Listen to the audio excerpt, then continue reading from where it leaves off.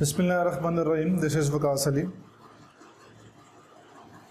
जैसा कि हम 9th क्लास की बुक बायोलॉजी को डिस्कस कर रहे हैं, चैप्टर नंबर 1 चल रहा है हमारा, द इंट्रोडक्शन टू बायोलॉजी।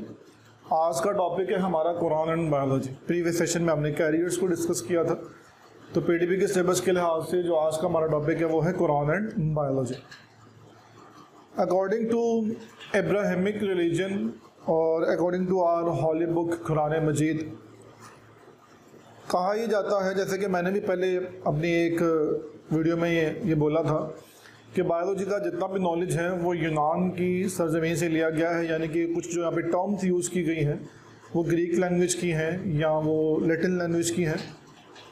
लेकिन हकीकत तो ये है कि हमारे इस मुक़द्दस किताब जो कि कुरान मजीद है, ये मुकम्मल एक ज़ाब्ता हयात है। इसमें हर वो चीज़ मौजूद है जो कि हम अपनी ये बुक या सिलेबस में स्टडी कर रहे हैं। और हकीकत एक ये भी है कि जितना भी नॉलेज हमारी किताबों में मौजूद है, उस नॉलेज में से 90 to 95 और may be it will be 100% कि वो सारा नॉलेज हमें यहाँ इस कुरान मजीद में मिलता है। कुरान मजीद ज़िंदगी के हर पहलू को अपने अंदर रखता है।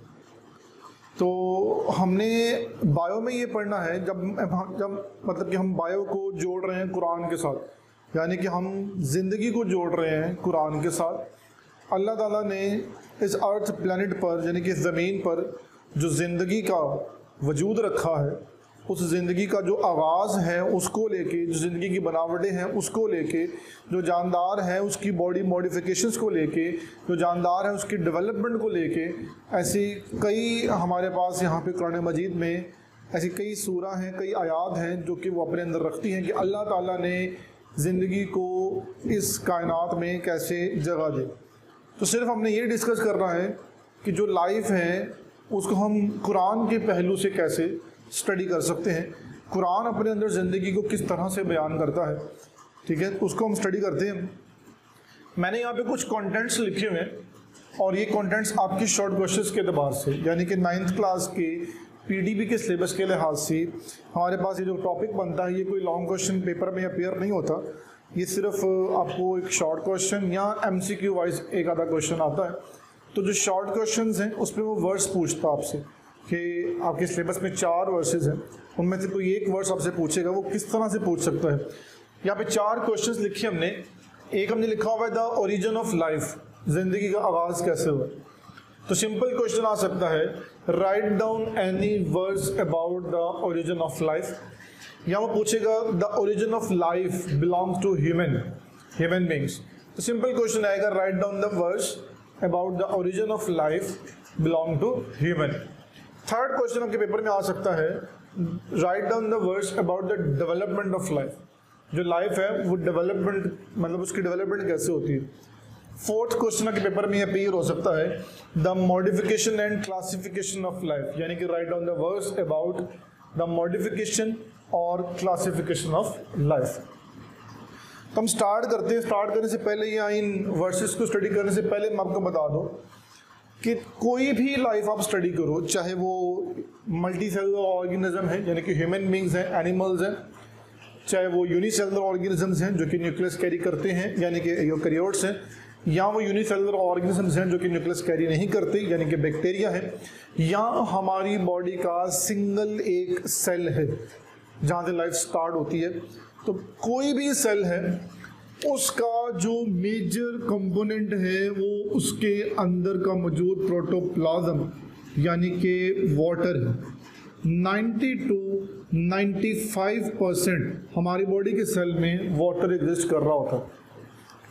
ठीक है, तो जैसा कि पहली वर्स क्लियर कर रहे हैं हम यहाँ पे, सूरह अंबिया में अल्लाह ताला ने फरमाया है कि we made every living thing from water, कि हमने हर जिंदा चीज़ को पानी से पैदा किया। ठीक है, पानी से पैदा किया, पानी में पैदा किया।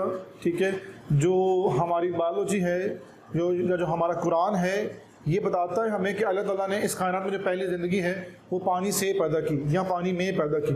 ठीक है, इसी एतबार से दूसरी वर्स भी है, ठीक है, अबाउट ह्यूमन बींग, सूरह रहमान मेरा अल्लाह फरमाते हैं कि we made man from clay like the potter, कि हमने इंसान को एक खनकती हुई यानी कि एक बजती हुई, एक शोर करने वाली यानी कि खनक रखती है, जो कि बजती, जो कि आवाज़ पैदा करती है, उस मिट्टी से पैदा किया। हमने इंसान को मिट्टी से, खनकती हुई मिट्टी से पैदा किया।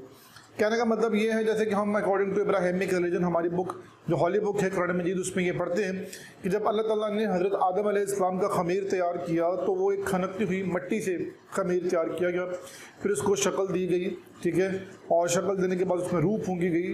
तो फिर अल्लाह ने फरमाया कि ये जो इंसान हैं ये ज़मीन में मेरी नुमाइंदगी करने वाले हैं, ये मेरा नाइब है, ठीक है। वो एक अलग थियोलॉजी की हिस्ट्री है, उसको हम फिर कभी डिस्कस करेंगे। लिहाजा हमने इंसान को एक खनकती हुई मिट्टी से पैदा किया, और पहली वर्ड से we made every living thing from water, हमने हर जिंदा चीज़ को पानी से बनाया। बायोलॉजी की हिस्ट्री ये बताती है कि इस यूनिवर्स में जो सबसे पहला जानदार है, सपोज करें कि वो बैक्टीरिया है, तो इस बैक्टीरिया को भी पानी में पैदा किया गया था। अच्छा, वैसे आप यही पढ़ते आ रहे हैं बैक्टीरिया बेसिकली जो के पास बैक्टीरिया वर्ड है ये ग्रीक लैंग्वेज के वर्ड वेक्टर से लिया गया है, वेक्टर, ठीक है। और वेक्टर का मतलब होता है रॉड लाइक और केन लाइक, रॉड की तरह या बांस की तरह। ये शक्ल की मॉर्फोलॉजी की बुनियाद पर इसको इनाम दिया गया था, और आज तक हम इसको बैक्टीरिया ही पढ़ते आ रहे हैं। ये पानी में देखा जाने वाला जानदार है ये भी, ठीक है। तो उसको पानी में ही पैदा किया गया, पानी से पैदा किया गया। आज से कई अर्सा पहले जब इस अर्थ प्लेनेट पे इसका जो एटमॉस्फेयर है या जो इसकी बनावट है वो उस लिहाज से बेहतर नहीं थी कि इंसानों को यहाँ पे रखा जाए, तो अल्लाह ताला ने उस गर्म पानी में, यानी कि हम ये बात जानते हैं according to big bang theory, जो सूरज है उसमें एक जोरदार ब्लास्ट हुआ, वो टुकड़ों में तकसीम हुआ, वो टुकड़े इकट्ठे हुए, फिर वो टुकड़े इकट्ठे होने के बाद अल्लाह ने बारिश बरसाई, तो आहिस्ता आहिस्ता ठंडा होना शुरू हुए, ज़मीन ने अपने आप को शक्ल में लेना शुरू किया।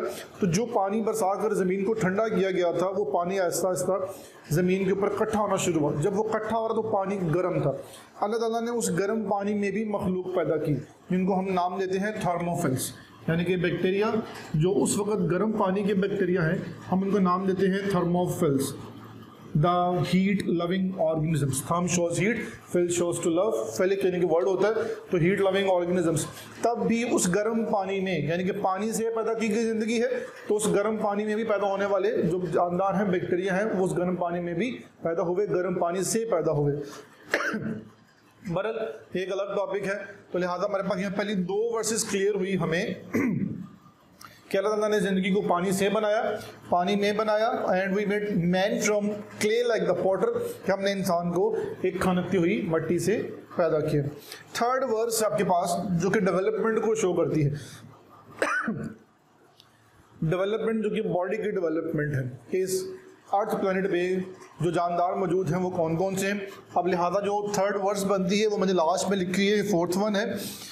देन फैशन्ड, फैशन का मतलब होता है किसी भी चीज़ को एक पर्टिकुलर चीज़ में कन्वर्ट करना, यानी कि कोई भी एक चीज़ है उसको उसकी असली शक्ल में लेके आना या उसको एक ख़ास शक्ल देना, उसके लिए वर्ड हम फैशन यूज़ करते हैं।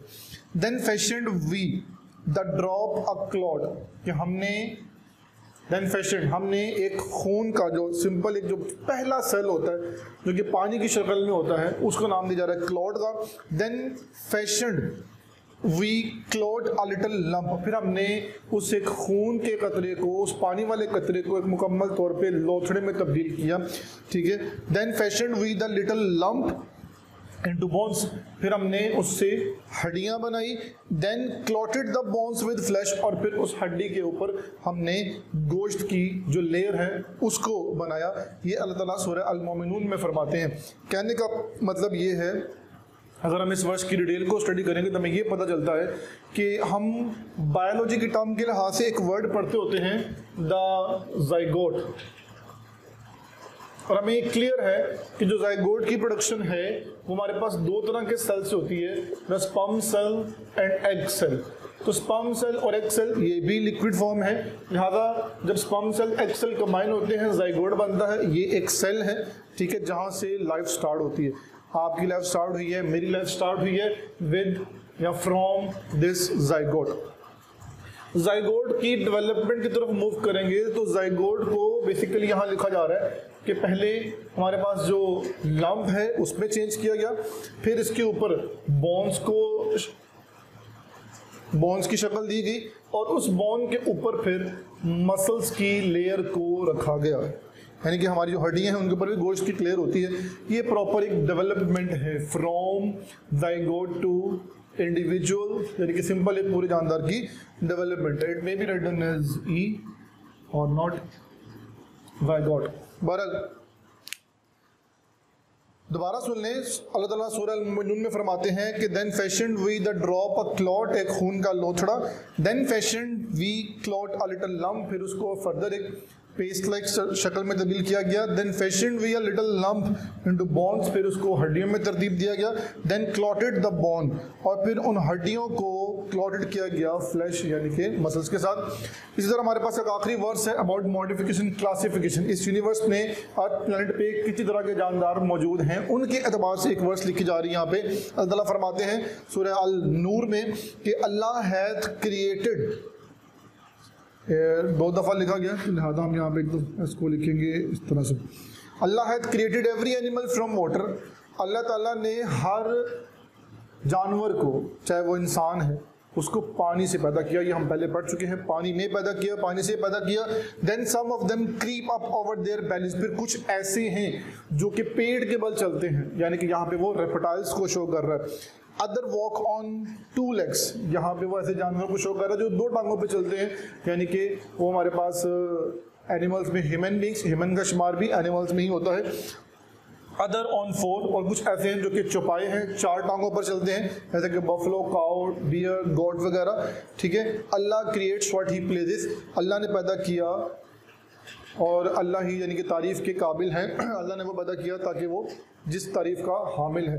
कहने का मतलब ये है कि ये एक ऐसी वर्स है जो ये शो कर रही है कि इस कायनात में कितने किस्म के जानदार मौजूद हैं, यानी कि क्लासीफाई भी कर रही है जानदारों को और उनकी बॉडी की मॉडिफिकेशन भी बता रही है। ठीक है, इस तरह से आपके पास ये आपकी चार वर्सेस हैं। ये चार एज ए शॉर्ट क्वेश्चन आपने याद रखने, the origin of life of human beings, the development of life as well the modification और क्लासिफिकेशन ऑफ लाइफ। और रहा सवाल एमसीक्यू के लिहाज से, तो एमसीक्यू में आपने याद रखना है, अगर वो शॉर्ट क्वेश्चन नहीं दे रहा तो वो एमसीक्यू दे सकता है। वो सिंपल एक वर्ड्स लिख सकता है, जैसे कि एज ए क्वेश्चन वो एक वर्ड्स लिखेगा आपके पास कि we made man from clay like the potter, और ऑप्शन में आपके पास ये चार वर्सेस के नेम होंगे, तो आपने जो करेक्ट वर्स है उसको सिलेक्ट करना होगा according to your PDB syllabus. तो ये आपके पास टॉपिक था कुरान एंड बायोलॉजी, कि हम एक ज़िंदगी को कुरान के साथ कैसे जोड़ते हैं। काफ़ी डिटेल्ड टॉपिक है, अगर हम इस पर बहस करना शुरू करेंगे तो मुमकिन है कि काफ़ी मतलब कि ये टाइम लेगी बहस। तो लिहाजा हमने सिर्फ पीडीबी के सिलेबस को अपने नज़र रखना है ताकि हम उसके तमाम एस्पेक्ट्स को डिस्कस कर सकें। तो ये आपके पास टॉपिक था कुरान एंड बायोलॉजी। नेक्स्ट हम इंशाल्लाह स्टडी करेंगे द मुस्लिम साइंटिस्ट। तब तक के लिए अल्लाह हाफ़िज़।